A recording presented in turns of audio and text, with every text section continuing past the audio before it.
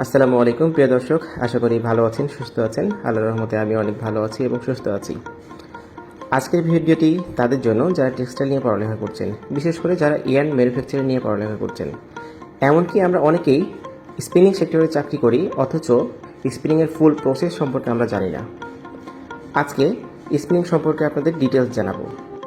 স্পিনিংয়ের দুই ধরনের প্রসেস হয়, একটি কটন প্রসেস আর একটি ব্লেন্ডিং প্রসেস। আজকেরটি থাকছে কটন নিয়ে এবং কার্ড প্রসেস নিয়ে। রিং স্পিনিংয়ের শুরুটি হয় ব্লোরুম থেকে। এখন যে মেশিনটি দেখলেন, এটি হচ্ছে ব্লোরুমের প্রথম মেশিন, ইউনিফ্লক। ইউনিফ্লক লেডাউনের উপর দিয়ে চলে নির্দিষ্ট পরিমাণ তুলা ফ্লক করে, অর্থাৎ মেশিনের সেটিংস অনুযায়ী আমি প্রতি সেকেন্ডে ঠিক কী পরিমাণ তুলা এখান থেকে নিব সেই সেটিংটি মেশিনে দেওয়া হয় এবং ঠিক সেই পরিমাণ তুলাই ইউনিফ্লক দ্বারা ফ্লক করা হয়। এরপর এখন যে লাইনটি দেখতে পাচ্ছেন, এটি হচ্ছে বাইপাস লাইন। এয়ার ফ্লোর মাধ্যমে বাইপাস লাইনের মধ্যে দিয়ে এই তুলোগুলো ইউনিক্লিনে এসে জমা হয়। প্রথম যে মেশিনটি দেখছেন সেটি হচ্ছে ইউনিক্লিন।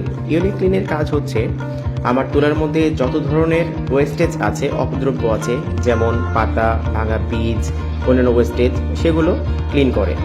এরপর এটি মিক্সিং চেম্বারে যায়। মিক্সিং চেম্বারে সব ধরনের তুলাকে একসাথে মিক্সড করা হয়। এরপরে মিক্সিং চেম্বার থেকে এখন যেটি দেখছেন, এটির মাধ্যম দিয়ে সেটি ইউনিফ্লেক্সে গিয়ে জমা হয়। ব্লোরুমের সকল ওয়েস্টেজ এই ওয়েস্ট কালেক্টর রুমে এসে জমা হয়।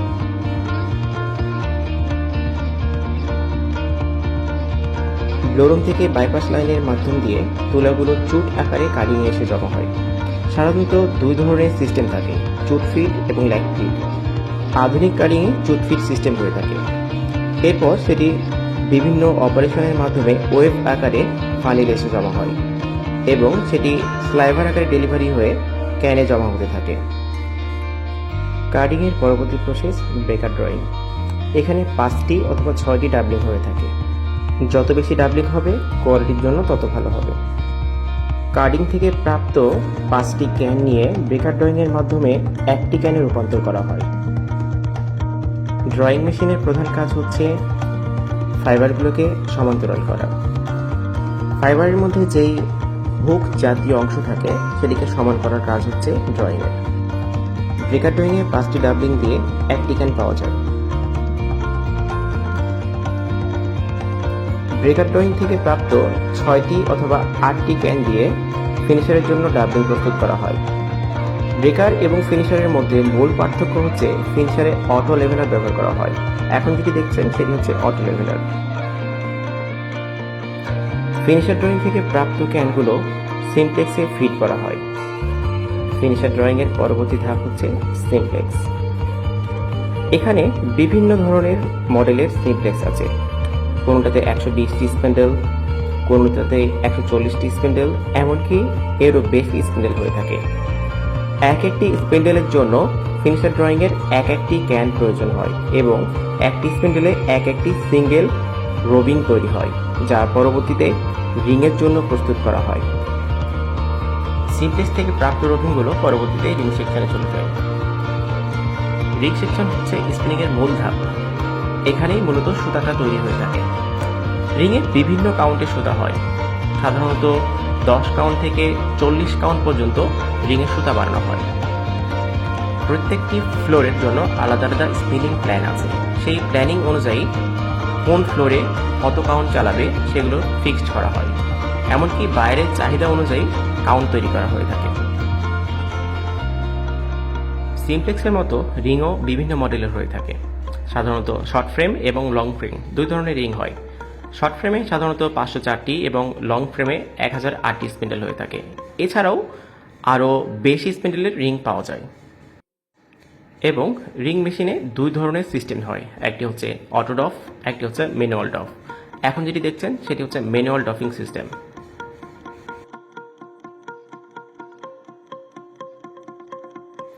রিং মেশিনের ডফটি সম্পূর্ণ হলে এখান থেকে কপসগুলো কালেক্ট করে ফিনিশিং সেকশনের জন্য পাঠানো হয়। রিং মেশিনে বিভিন্ন ধরনের সুতা বানানো হয়। নর্মাল ইয়ার্ন, যেগুলো আমরা সাধারণত সিঙ্গেল ইয়ার্ন বলি, এছাড়াও slub yarn, inject yarn, neps yarn, blended yarn, এছাড়াও বিভিন্ন ধরনের সুতা রিং মেশিনে বানানো হয়ে থাকে। কোনো কোনো রিং মেশিনে বিশেষ মেকানিজম ব্যবহার করে ল্যাকড়া এছাড়াও অনেক ধরনের সুতা তৈরি করা হয়ে থাকে। রিং স্পিনিং পরবর্তী ধাপ হচ্ছে অটোকোন বা ফিনিশিং সেকশন। ফিনিশিং সেকশনের কাজ হচ্ছে রিং থেকে প্রাপ্ত কপসগুলো নিয়ে একটি পূর্ণ প্যাকেজ তৈরি করা। প্যাকেজগুলো বিভিন্ন রকমের হয়ে থাকে, কোনোটি ওজনের উপরে ভিত্তি করে, কোনোটি লেংথের উপরে ভিত্তি করে। বায়ারের চাহিদা অনুযায়ী এগুলো ফিক্সড করা হয়। সাধারণত 50 কেজির একটি ব্যাগের জন্য একটি প্যাকেজের ওজন 1800 গ্রাম থেকে 2700 গ্রাম হয়ে থাকে। এছাড়াও ওভেন প্রসেসের জন্য আমরা ফিক্সড লেংথ ব্যবহার করে থাকি। বর্তমানে অটোকোন মেশিনগুলো অনেক বেশি আধুনিক হওয়ায় এখানে অনেক ভালো গুণগত সম্পন্ন সুতা তৈরি করা সম্ভব হয়ে থাকে। এখানে ইলেকট্রনিকের মাধ্যমে সুতাগুলো ক্লিন করা হয়ে থাকে। নির্দিষ্ট দৈর্ঘ্য বা ওজনের সুতা হওয়ার পরে অটোকোন থেকে প্যাকেজগুলো অটোমেটিক ডফিং হয়ে যায়। এরপরে নতুন একটি খালি পেপার কোন দিয়ে সেই ড্রামটি আবারও চালু করা হয়। ঠিক এভাবেই ধারাবাহিকভাবে একটি প্যাকেজ পূর্ণ হতে থাকে। অটোকোন বা ফিনিশিংয়ের পরবর্তী ধাপ হচ্ছে প্যাকিং সেকশন। অটোকোন থেকে যে প্যাকেজগুলো তৈরি হয় সেটি হিট সেটিংয়ের জন্য প্রেরণ করা হয়। হিট সেটিংয়ে একসাথে 6টি গাড়ি হিট করা হয়। হিট সেটিংয়ের কিছু নির্দিষ্ট বৈশিষ্ট্য আছে। এখানে একটি নির্দিষ্ট সময় ধরে একটি নির্দিষ্ট তাপমাত্রায় প্যাকেজগুলোকে হিট করা হয়।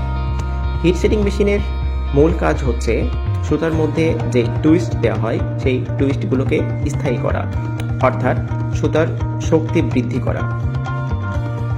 নির্দিষ্ট সময় হওয়ার পরে হিট সেটিং মেশিনটি অটোমেটিক খুলে আসে এবং হিট সেটিং থেকে সেই প্যাকেজ ভর্তির ট্রলিগুলো বের করা হয় এবং আনুমানিক আধা ঘন্টা থেকে 40 মিনিট পর্যন্ত প্যাকেজগুলোকে ঠান্ডা করা হয়। এরপরে ঠান্ডা করা প্যাকেজগুলোকে প্যাকিং সেকশনে প্রেরণ করা হয়। প্যাকেজগুলি ঠান্ডা হলে প্যাকিং সেকশনে প্রেরণ করা হয়। এখানে প্রত্যেকটি প্যাকেজকে একটি পলিতে প্যাকিং করা হয়। পলি করা সম্পূর্ণ হলে প্যাকেজগুলোকে নির্দিষ্ট ওজনে একটি বস্তার মধ্যে নেওয়া হয়।